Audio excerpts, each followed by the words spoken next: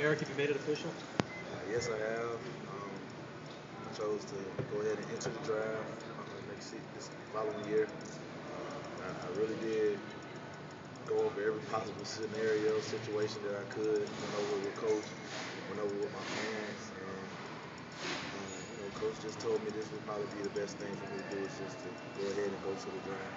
How bittersweet is this for you? It's really hard. I think that's why it took me so long to come out here. I had to kind of get myself together because I really don't want to leave, but I feel like it's just something I need to do to help my family. Just to see how my parents worked so hard over the past 18 years and raising my brother. I feel like this is something I can do to help them just sit down and relax and show my appreciation for what they've done for me. When did it start creeping in your head that this might be your last season? Somewhere in the middle, I guess. You come in saying that you only want to do 3 years. You just want to go ahead and go to the draft. But just the camaraderie I built with a lot of my teammates and the fans support and just everybody. It's been a very special experience for me. And for me to have to go, and I don't want to go all the way. I want to stay. It's so much fun, but I just feel like this is a part of a very important decision that I had to make. A very, I guess you could call it a sacrifice I would have to make just being in college and having fun and having that much support from Tennessee fans and family. You going to leave Tennessee with any regrets? No, not at all. I played every snap like it was my last, and I made sure of that. So when I did leave, I wouldn't have any regrets. And that's everything that from when I made my decision to come here with Coach Foreman. And a lot of credit goes to him and his staff. A lot of people overlook that, but I don't regret anything that happened. Nothing last year, nothing this year. I feel like I did everything that I could, and so did everybody else in this team. What's it like to finish your career at home? Man, it's truly a blessing. We didn't get the win, but just to see the support I got from my hometown, how everybody just rallied around the whole game, and everyone was texting me before the game, telling me how they had my back, and they were going to be watching on TV. And it was truly special. We know you're at least leaning toward going pro for a while now. Were there any particular moments that made you reconsider that over the past month or so? Oh man, it was so many moments. Just after a big win in the locker room, and just in there with all the guys having fun. It's just a lot. Those memories that you built with the guys, we become very close. Not only the teammates, but the training staff, the guys that work in the athletic department, as far as the managers, all those guys. I became very close with all of those guys, and it's so hard for me to just leave that all behind to go into the draft, but.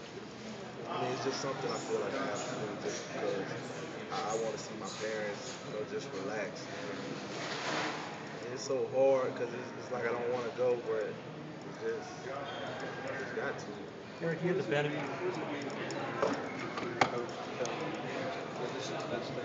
He thinks this is the best thing. How important is it that he's had that kind of support to do make this decision? I already had a lot of love for him and his father when they first came to Tennessee. Just when he said he was going to be the hardest working coach in America, I really felt that throughout the whole season. And for him to come, for me to sit down with him and his father and ask him about what I should do next year, and him telling me that I should go, don't try to come back just to please me, really made me love him even more just because he put me before himself. He could have easily said, Eric, come back. I think you should come back to help this team and this and that. But he was looking at my whole situation with my family and what I needed to do.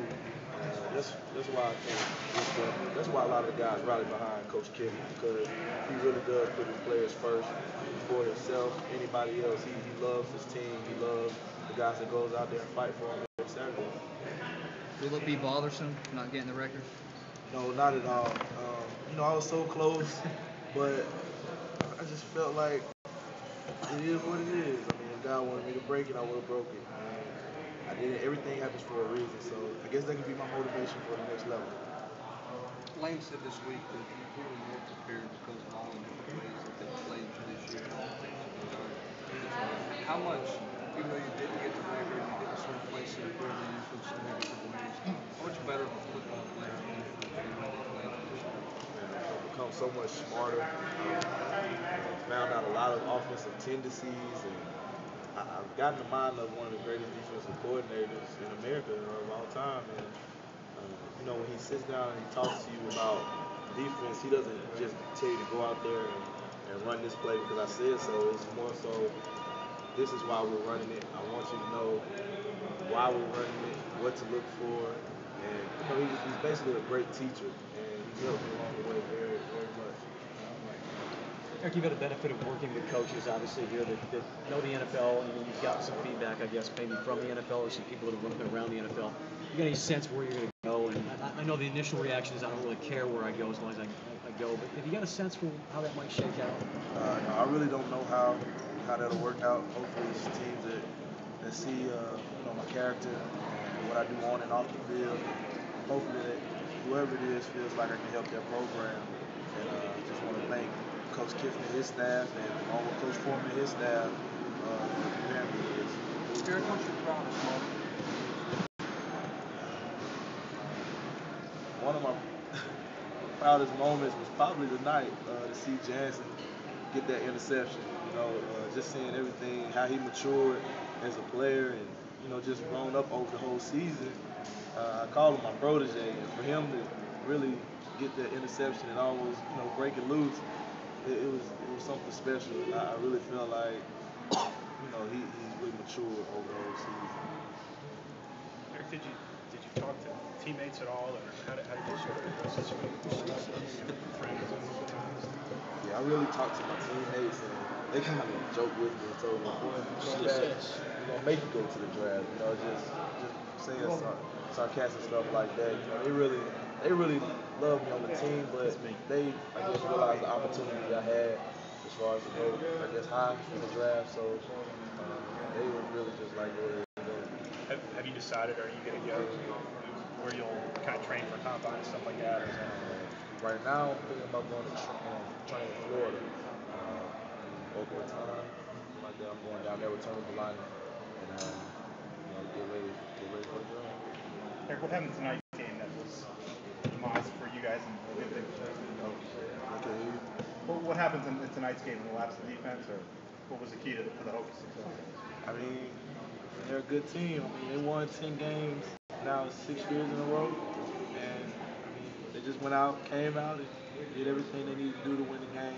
I mean, we made a few mistakes, but a lot of credit goes to those guys just doing the stuff right and coming out with a lot of intensity. That's a great team we played against. But I do give a lot of credit to our staff, and I feel like they do have this program going in the right direction.